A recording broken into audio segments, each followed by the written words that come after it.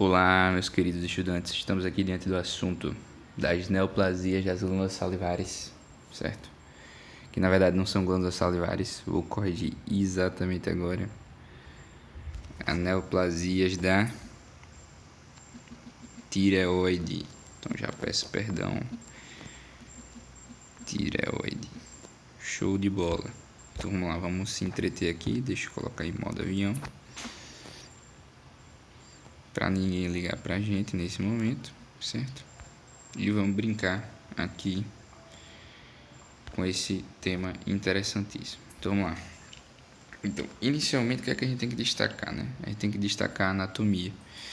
Então, em relação à anatomia da tireoide, a gente tem que primeiro entender a localização. A localização dela é anterior, aí a região do pescoço, né? Então, na região do pescoço, localizada anteriormente aí a cartilagem cricoide, a gente encontra aí a nossa queridíssima tireoide, né? Ela vai ter justamente essas informações relevantes, 6 a 15 centímetros cúbicos, tal, né?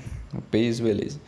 Aí ela é bilobada, ou seja, ela tem dois lobos, lobo direito e lobo esquerdo, e no meio tem um istmo, ligando as duas regiões do lobo. Lembrando que, posteriormente a ela, nós temos a paratireoide, tanto é que cirurgias lobectomias, elas podem ser acompanhadas aí de um hipoparatireoidismo. Isso é derivado justamente do prejuízo à região da paratireoide, certo? Em relação à irrigação, então nós temos duas artérias importantes, certo?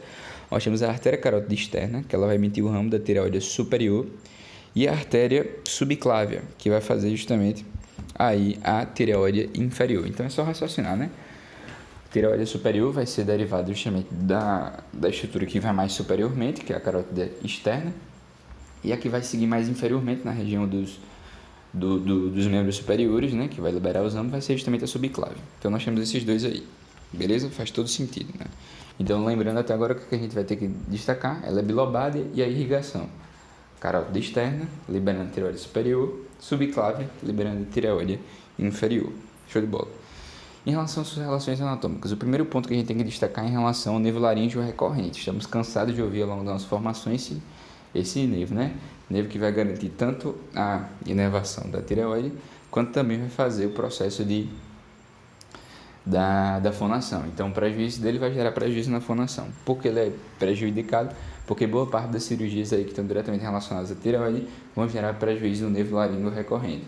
Nós temos duas estruturas importantes, que a gente vai chamar aí do ligamento de Berry e também aí o tubérculo de Zuckerklein, que eu quase sempre esqueço. Então, o ligamento de Berry é essa estrutura que está localizada mais lateralmente posteriormente à tireoide, né? Localizá-lo justamente marca a posição do ligamento. O tubérculo é localizado anteriormente em relação a essa estrutura, né? Tubérculo de Zuckerklein. E também a gente vai ter a cricoide gerando justamente essa referência aí mais externa, que é a cartilagem cricoide. Então, essas três referências anatômicas vão servir para a gente localizar o nervo para evitar lesão. Beleza? Por isso que é importante, né? Aqui está a fotinha, né?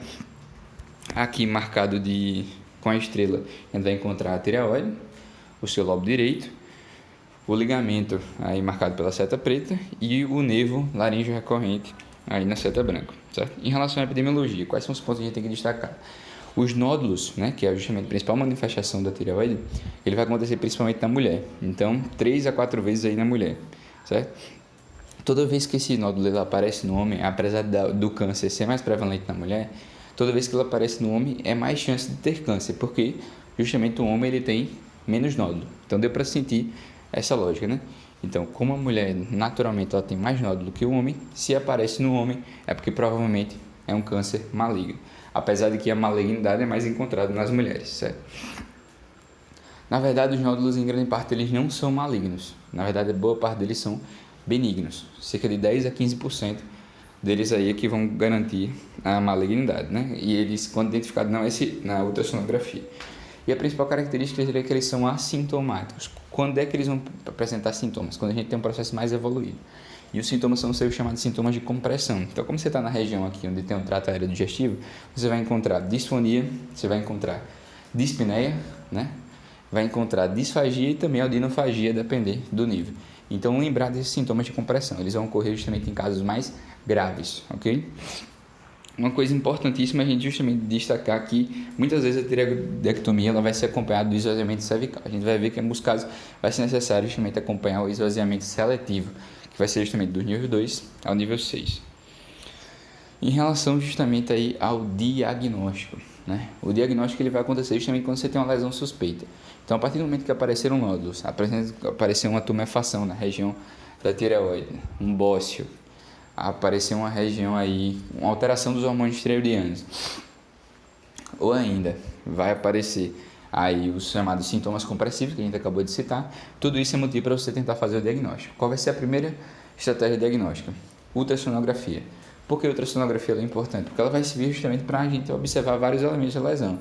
Ela é barata, não invasiva, indolor, e vai garantir, portanto, uma visualização muito boa da região da tireoide. Você vai conseguir ver várias estruturas. Que estruturas são essas? Você vai conseguir ver o tamanho, estruturas não, vários elementos. Você vai conseguir ver o tamanho, você vai conseguir ver o formato, você consegue ver a ecogenicidade, você consegue ver a presença de calcificações e também você consegue utilizar o Doppler. O Doppler ele vai permitir o quê? Que você visualize o sangue, a formação, a neoangiogênese, a formação de sangue justamente derivada do processo neoplásico. Então, inclusive, isso aí é em relação ao escudo, né? Se você fizer a ausculta aqui da tireoide, você consegue observar a presença de sopro, às vezes na carótida, que está diretamente relacionado justamente a essa lesão e esse aumento aí do fluxo sanguíneo nessa região. O Doppler, ele permite, portanto, observar o fluxo sanguíneo, para ver se está quente ou frio. Se estiver muito quente, quer dizer que tem neoangiogênese, a maior chance, portanto, de malignidade. Para fazer o confirmado, assim como justamente nas glândulas salivares, a gente está falando de glândula aqui, a gente não vai fazer biópsia, a gente vai fazer o PAF. O que é o PAF? É a punção aspirativa por agulha fina. Ele vai fornecer justamente informações citológicas, né? Essas informações citológicas elas vão ser interpretadas, certo? E vão garantir justamente o resultado diagnóstico, é positivo ou não. E ele vai ser classificado justamente de acordo com a escala, chamada escala de Bethesda. Então, nomes muito legais, Zuckerman e Bethesda, né?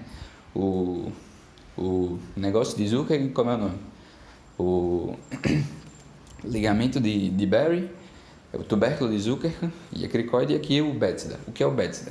Ele vai ser justamente aí servir para classificar a PAF. Então, aqui em inglês bem bonitinho, primeiro tem aí Non-Diagnostic Unsatisfactory. O que quer dizer? Que justamente não serviu para diagnosticar, a PAF foi mal feita. O que é que eu vou fazer? Eu vou utilizar o ECG para orientar agora e vou refazer a PAF, certo? Aí mantém justamente a prevalência da malignidade, que é de em torno de 10% aí, certo? Outro resultado possível é justamente quando você tem aí um resultado benigno. Então, você fez a PAF, está benigno. Então, de 0 a 3% ele vai acertar, está benigno mesmo, certo?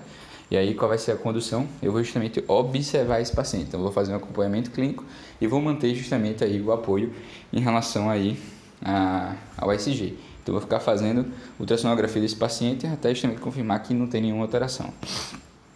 Se eu tiver um resultado atípico, né? Inconclusivo, resultado inconclusivo, ou seja, deu um resultado, mostrou alguma coisa, mas ele está inconclusivo, ele ainda não foi bem entendido, ou então mostrou uma lesão folicular. Então, qualquer um desses três está na terceira categoria. E o que é que eu tenho que fazer? Eu tenho que fazer um teste, refazer a PAF, fazer um teste molecular, ou simplesmente eu faço lobectomia. O terceiro resultado é justamente quando você identifica uma neoplasia folicular. Então, primeiro é a lesão folicular, que eu identifiquei a neoplasia folicular, eu tenho uma suspeita dela, certo? Quando eu tenho esse caso, aí eu vou fazer o teste molecular e a lobectomia, não ou a lobectomia, tem que fazer a lobectomia, certo? Se eu tenho identificado suspeita de malignidade, aí sempre eu vou fazer o quê? Ou lobectomia, ou eu vou fazer a tiroidectomia subtotal, certo? Esse é o tratamento.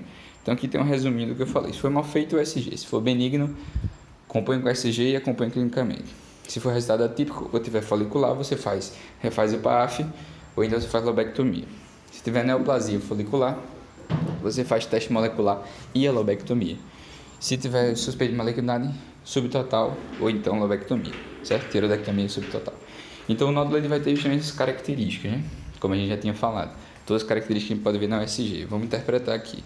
Então, na letra A, o que é que a gente está observando? A gente está observando uma estrutura que tem um tamanho um pouco aumentado, que mostra a borda ela não tem tanto perigo, porque ela não está regular. Ele não se apresenta aí hiperecogênico, ele se apresenta, portanto, hipoecogênico. E também, o muito importante, vai ser relacionado aí à presença de calcificações. Então, não tem calcificações. Outro ponto importante, deixa eu ver... Regularidade, tamanho, microclassificações é isso, né? E também ele vai ser bastante homogêneo. Então isso aí provavelmente é um processo benigno. Aqui a gente já tem justamente um pouquinho de chance de ser maligno, mas ele é possivelmente benigno. Apesar de justamente a gente não ter bordas regulares, a gente vai ter aí ele está macrolobulado, certo? Mas ele não está hiperecogênico, certo? Hipoecogênico, ele está normal, ok? E ele não tem nenhuma calcificação, né? Nenhuma calcificação presente. Então, provavelmente é benigno aí, certo? Sem nenhuma espécie de prejuízo para o paciente, né?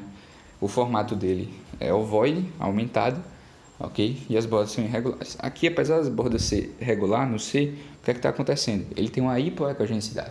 Por isso que ela é considerada uma borderline. Porque ele, apesar de não ter nenhuma alteração aí, nenhuma macrolobulação, ele está hipoecogênico. Então ele tem uma chance boa aí de ser maligno, certo? Aqui o possivelmente maligno é o D. Isso acontece principalmente porque o paciente é jovem. A gente vai ver um processo importantíssimo agora, né? O paciente jovem ele tem mais chance de ter malignidade. Por quê? Porque o paciente idoso ele tem chance de desenvolver nódulos com mais tempo, né? Ele pode desenvolver neoplasias benignas com mais tranquilidade.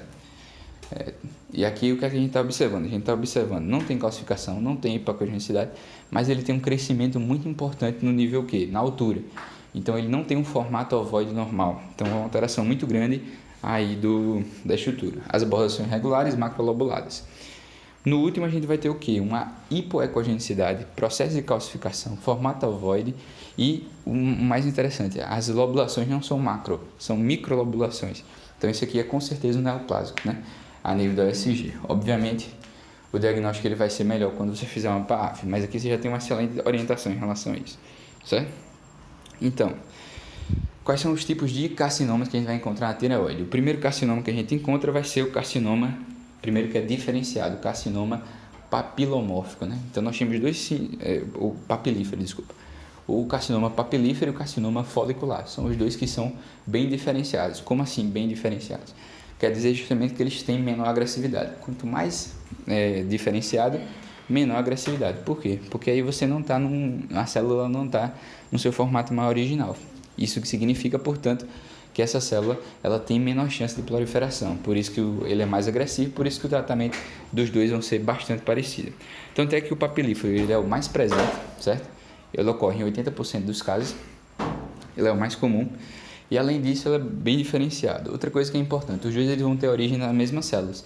Apesar do primeiro se chamar papilífero, a origem é na mesma célula, a célula folicular, certo? No caso, esse primeiro aqui ele tem uma diferença importante. Que diferença é essa? Ele vai estar mais presente em crianças que receberam o quê? Que receberam doses importantes de radiação. Então, o papilífero ele já tem uma relação importante em relação ao folicular nesse sentido, né? Outra coisa também é que sua forma de metástase vai ser em grande parte aí por via linfática e não hematogênica, ok? Outra coisa importante é em relação ao marcador. Então, nos dois bem diferenciados, o que é que vai acontecer? Um dos principais marcadores é a tireoglobulina. T3, T4, TSH também vão servir de marcadores, certo? Quando a gente chegar lá no medular, no carcinoma medular, o que é que vai acontecer? A gente vai ter aí uma importância maior para aí para calcitonina e para outro que é o chamado CA. O CA vai servir justamente para a gente fazer essa diferenciação. Vamos destacar mais tarde. Beleza? Então são essas as coisas que vão acontecer, são esses os elementos que a gente tem que destacar aqui. O folicular é a mesma coisa, a diferença é que ele está menos prevalente, certo? Também vai ter origem nas foliculares, não vai ter aquela relação com as crianças, mas também aí ele vai produzir tireoglobulina, ele também vai ser bem diferenciado. A grande diferença também, além da parte das crianças, está no ponto que a sua principal via de metástase é a via hematogênica, a distância, certo? O carcinoma medular, ele é o primeiro carcinoma que vai se caracterizar por ser pouco diferenciado, o que traz para ele maior agressividade. A célula afetada também é diferente, a célula parafolicular e não a célula folicular em si, certo? A metástase que vai acontecer ou ela é local regional ou ela é à distância, ela não vai ocorrer por via linfática como o folicular, certo? E ela tem uma relação importante que é a heterogeneidade, isso não é comprovado diretamente, mas existe justamente um marcador importante que é o marcador RET. O marcador RET ele deve ser medido tanto nesse caso quanto nas famílias, beleza? porque isso vai garantir o quê? Vai garantir aí a visualização, certo? De hereditariedade. Apesar de não ser comprovado, só por ter existido a relação a gente faz a garantia que não tem nenhuma alteração desse tipo, certo? Então ela tem duas formas. A primeira que é esporádica, certo? A forma esporádica ela acontece em 76%, 75% dos casos. E o que é que vai ser importante? Ela ocorre de maneira espontânea, a mutação ela vai acontecer espontaneamente, ela não tem origem nenhuma na hereditariedade. O paciente clássico é aquele paciente de 50 a 60 anos. Por quê? Porque ele teve mais tempo de ter mais mutações. Então por isso que essa idade é a mais prevalente, certo? Outro tipo de forma é a forma familiar. Aí não tem idade específica, né? A forma esporádica é a única que tem idade, beleza? E essa forma esporádica ela vai se caracterizar justamente por ter comprometimento aí do RET. O RET vai positivar nesse caso. Note que por ser familiar, esse marcador ele é fundamental de ser compreendido. E além disso, ele vai ter justamente problemas em relação a outras doenças do sistema endócrino, né? Outras endocrinopatias. A gente vai destacar duas, o feocromocitoma e a hiperplasia da paratireoide, certo?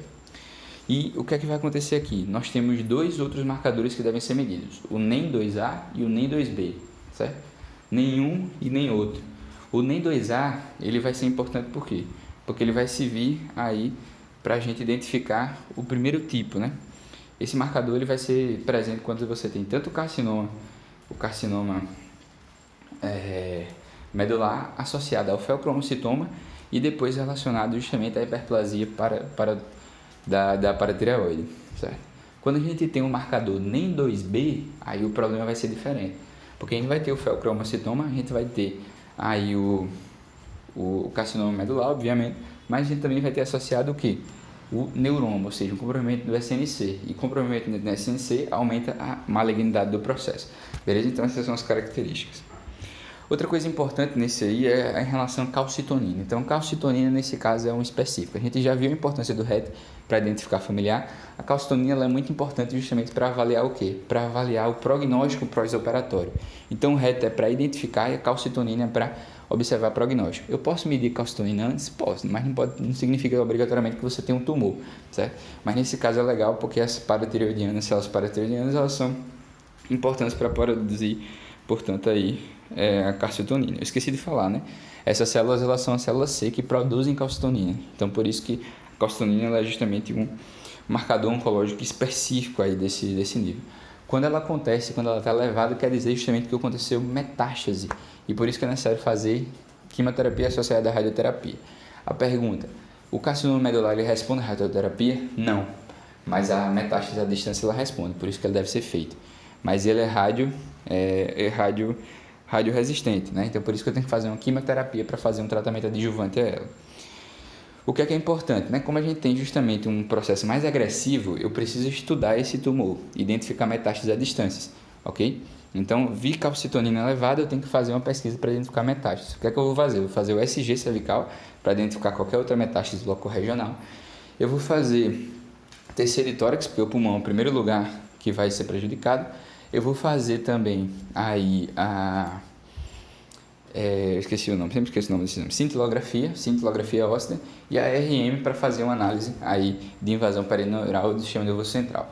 Então, é fundamental fazer esses exames periféricos. Também, a gente já viu que ela é radioresistente, então não adianta fazer radioterapia nesse caso, tem que fazer quimioterapia, beleza? Depois a gente vai ver como é que é o tratamento do carcinoma medular. A gente vai ver que é cirurgia e também associado aí a esvaziamento linfático seletivo, né, de 1 a 6. Beleza? O que mais? O CEA, como a gente já falou, né? O CEA é justamente o marcador de prognóstico, enquanto a calcitonina também vai ser de prognóstico. Só que ele não é específico, ele pode ser utilizado em qualquer tumoração, porque ele vai marcar o quê? A proliferação celular. Então, eu consigo saber se tem proliferação celular sim ou não. Se a calcitonina está baixa e o CEA está alto, quer dizer justamente que o tumor está prejudicando a produção. Se a calcitonina está alta e o CEA está baixo, então quer dizer que está resolvendo, o prognóstico é melhor. Beleza? Essa é a lógica. Importante destacar que na forma esporádica da CMT, que é a forma mais comum, 75% dos casos, certo? A idade e o estágio clínico do paciente, eles vão medir justamente bem os fatores prognósticos, certo? Carcinoma anaplásico. Carcinoma anaplásico é justamente o inferno na Terra. Basicamente, sentença de morte, porque em 6 a 8 meses o paciente morre, geralmente. Sobrevida é muito curta, que é que está acontecendo aqui? É um sintoma que já começa no nível 4, no estágio mais grave, certo? Sintoma não. Por isso que eu não faço muito estudo com exame complementar nele, né? Eu só falei de exame complementar no medular, porque os exames complementares são apenas a ultrassonografia, né? Esse aqui ele não precisa fazer estadiamento, porque provavelmente o paciente aí ele vai ter pouco tempo de vida. Ele é muito agressivo, certo? Ele não é indiferenciado, as células elas são indiferenciadas, por isso que ele é muito agressivo. Não tem cura, ok? As principais queixas elas vão começar justamente com a tireoide em formato de pedra, certo? E ele vai ter justamente sintomas de compressão, disfonia, disfagia, odinofagia e dispneia, certo? Muito raro, mas aí já mata o paciente. A estratificação de risco ela vai desenvolver vários fatores, ele é muito parecido com o estadiamento. Então a gente está falando de idade, a gente está falando de sexo, a gente está falando do tamanho do tumor, do presença de nódulos, a gente está falando de metástase, está falando também da multifocalidade. Então quer dizer que pode existir na mesma tireoide mais de um foco, certo? E também o grau de diferenciação histológica. Então é muito importante dizer se ele está indiferenciado, bem diferenciado ou diferenciado de maneira intermediária, como seria o carcinoma medular, beleza?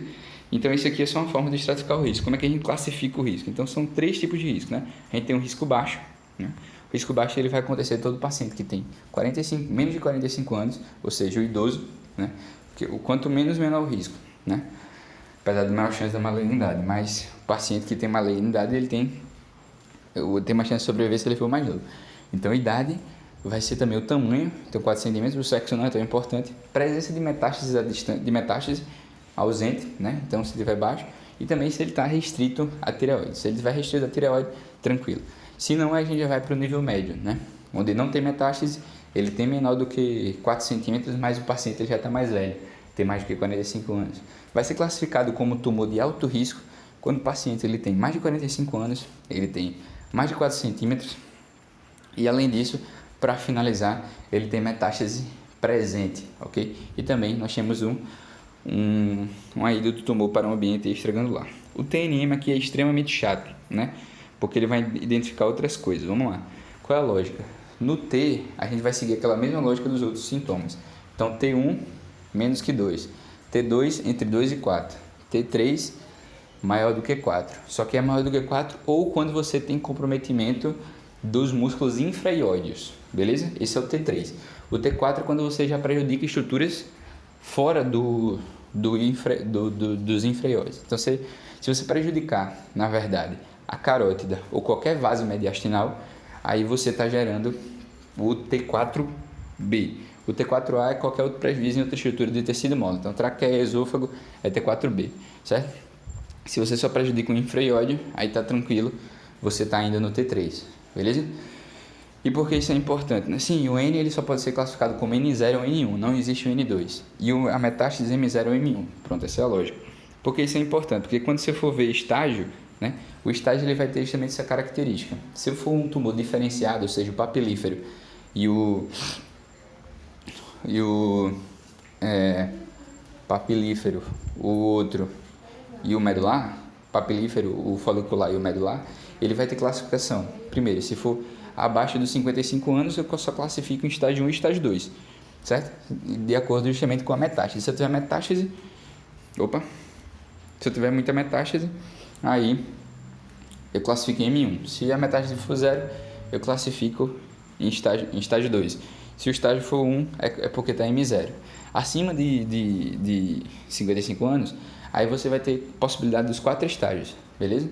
E aí o estágio 3, ele vai se caracterizar por ter o T4, até o estágio 2 tem até o T3.